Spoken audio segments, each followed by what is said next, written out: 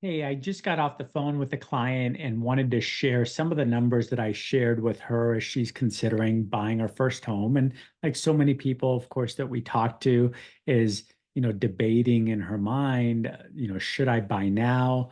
What if rates move lower?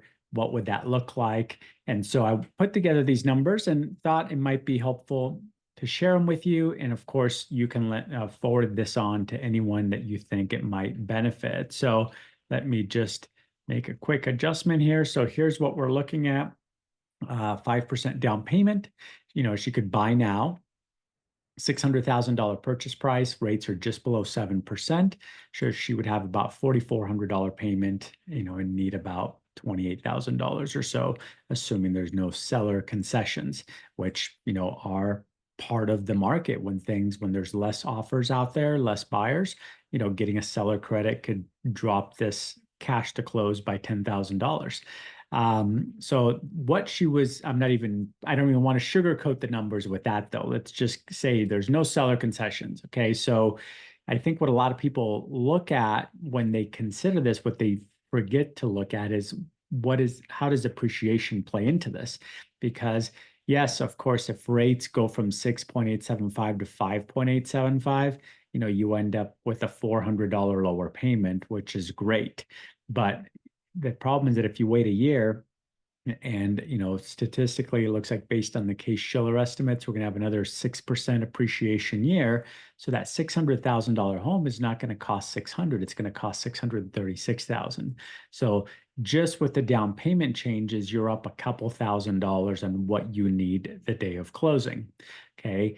Now, if the rates remain the same, then because we don't know for sure that rates are going to move lower, if they remain the same, you're going to end up paying about $230 more per month for the same house and a couple $1,000s extra at closing. Okay. Now, what if rates move lower? And I do believe that, there are some cracks in the jobs picture. They're going to lead eventually the Federal Reserve to start cutting rates and mortgage rates will follow. The problem is that with with rates moving lower, now if you wait a year, you're still going to pay at least 636 for the home. I say at least because when rates move lower, more buyers enter the pool, competition moves higher, and you may have to bid up the price to an even higher amount than 636. But let's just say it's just 6% appreciation. Right now, with that lower interest rate, you do have, of course, some payment savings.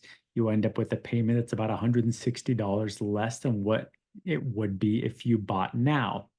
But again, that's the best case scenarios that you're paying 636. You still need a couple $1,000s at closing.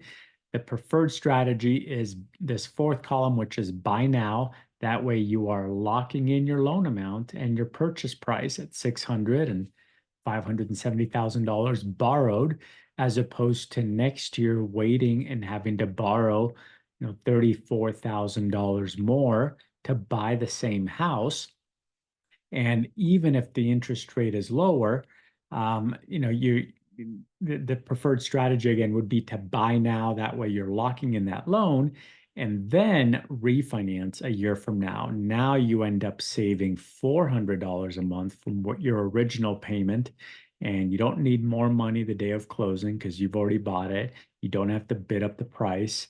And when you look at your net worth, it's $36,000 more because that appreciation, instead of having to pay more for the house and borrow more to buy the same house, that appreciation now is in your side of the balance sheet, right? The home is worth 636 and you owe 570. So you have, $40,000 more of equity than you did the year before. So if I can run some numbers for you on any specific property, please reach out. I'd love to help and have a great rest of your day. Bye-bye.